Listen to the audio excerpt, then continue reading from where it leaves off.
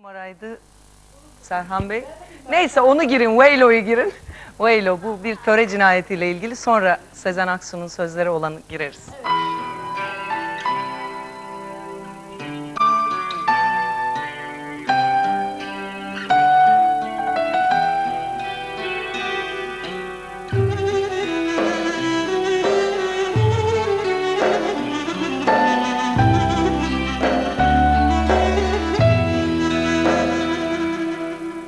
Vesbe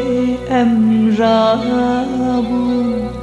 üçüncü hekidu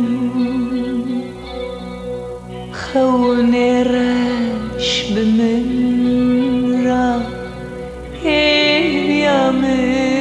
heye Min hina izye khwa شانك نششت درية دلم قرتي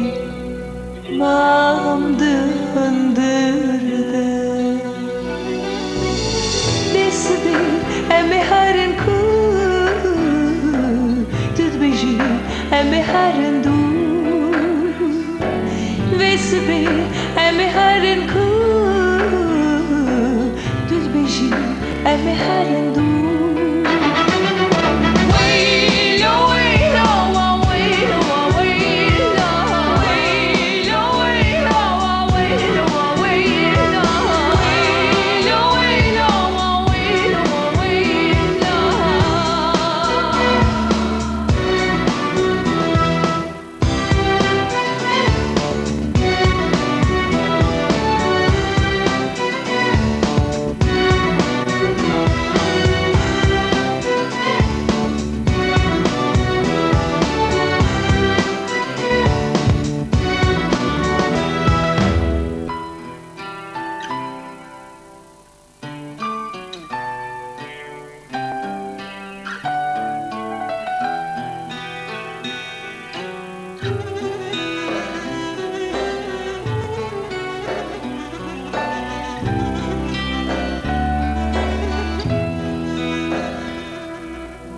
Resbi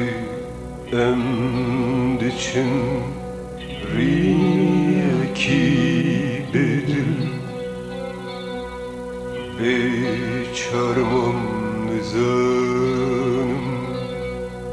geç kam bıxemil Nivimin meribeci nema digerim çencari destime lemirni dikevi Besbi eme haren ku Tutbeji eme haren du Besbi eme haren ku Tutbeji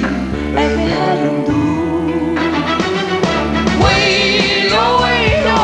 waylo waylo waylo waylo waylo waylo waylo waylo waylo waylo